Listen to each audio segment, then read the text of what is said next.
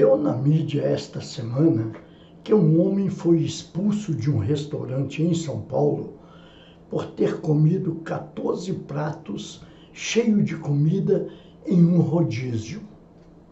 Na verdade, diz o dono do restaurante que o homem não foi expulso, e sim convidado a se retirar e ainda recebeu o dinheiro pago de volta, R$19,90, depois de ter exagerado no consumo de coxinhas e macarronadas, repetindo por 14 vezes.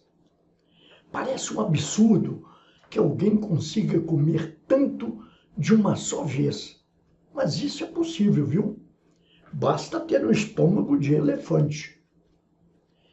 E na adolescência, esse fato de comer exageradamente, às vezes acontece, viu?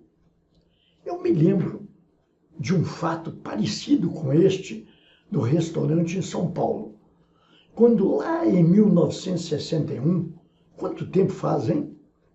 Quando a turma da Juventude Franciscana da Pompeia, em Belo Horizonte, fez uma das muitas excursões com os padres capuchinhos. Dessa vez foi lá na cidade de São Lourenço. O nosso grupo da Juventude Franciscana tinha aproximadamente 150 jovens, entre moças e rapazes, com idades entre 15 a 21 anos. E ao chegarmos na cidade, fomos abrigados e distribuídos entre 4 pequenos hotéis, todos eles baratos, mas de boa qualidade e com ótimas refeições. Lembro bem que eu, o João Alves, que era o João Gordo, o Zé Luiz, o Nem, que era o Wilson Adriano, e o Chita, que era o Luiz Eustáquio Gomes, fomos hospedados num hotel no centro de São Lourenço, juntamente com o Frei Benigno, que era o tutor daquela turma. De todos os 150 jovens, esse grupo do qual eu participava era considerado o mais brincalhão, o mais farrista e o mais resistente a cumprir as rígidas exigências de conduta e disciplina impostas pelos padres capuchinhos. Nós éramos rebeldes, os 5. Década de 60 era um tempo em que os padres tinham mais poder e respeito junto ao povo do que qualquer autoridade pública ou policial. Naquela época, o que um padre, especialmente o vigário de um bairro, falava para os fiéis, era recebido como ordem, e ai de quem se atrevesse a não cumpri-la. Ninguém queria ser repreendido durante o sermão de domingo lá na igreja, né? Ver o seu nome exposto para todo mundo como não cumpridor das normas religiosas. Isso era um absurdo. E ainda por cima, que era o pior, quando o fato era muito grave na visão dos padres, o fiel pecador corria o risco de ser excomungado, de ter a sua alma enviada para o inferno. Bem, voltando ao nosso grupo de resistentes, no primeiro dia, os 5 jovens adolescentes acordaram, saíram de seus quartos do hotel, deram uma volta, um passeio pela cidade e tomaram alguns litros de água mineral e sulfurosa que eram servidos à vontade nas fontes públicas da cidade. Quando esse grupo de adolescentes voltou, a rotina do restaurante se transformou. Ou pior, virou um pesadelo para o dono do hotel. Eram 11 horas, início do almoço. Nós fomos os primeiros a chegar. Escolhemos uma mesa de 5 lugares lá no fundo do salão e começamos a pedir comida.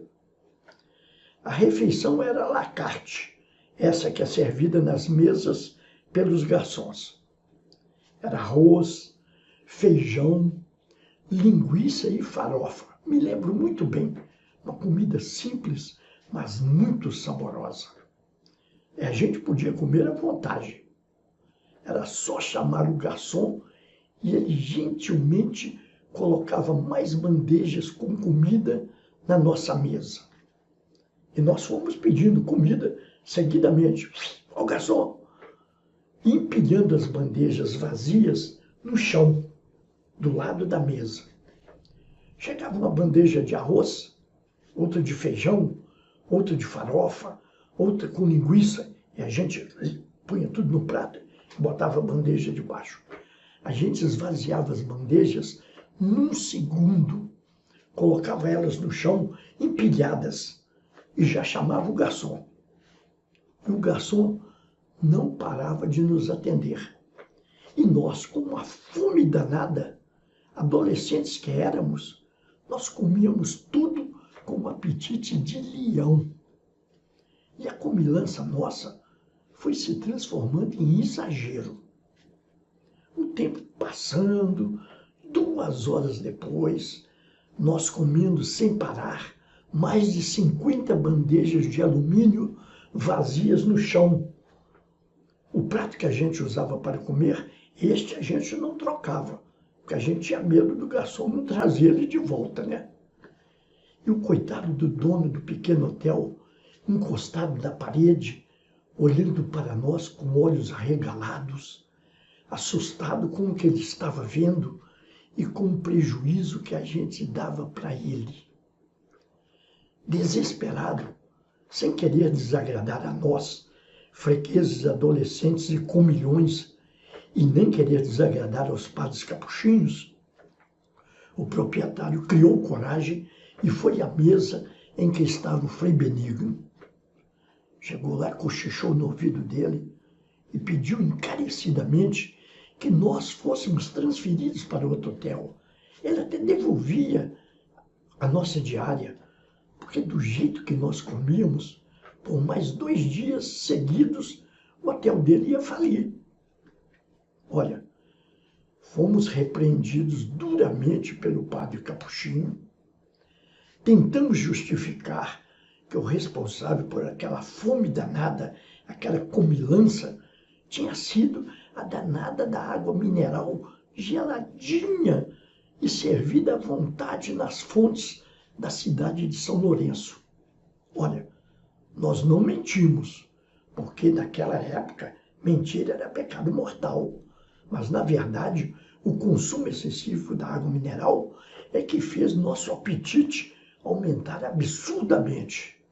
Agora, como castigos, fomos transferidos para outro hotel e passamos outros 2 dias da hospedagem comendo na mesa do Frei Benigno e fiscalizados na quantidade de comida que nós pedíamos. E ficamos proibidos também de beber mais de 1 copo de água mineral sulfurosa por dia. Não podia mesmo. São casos exagerados, né? Mas são verdadeiros, vividos por quem estava lá. E eram apenas adolescentes com muita fome, viu? Tempos inocentes, tempos que não voltam mais. Muito obrigado.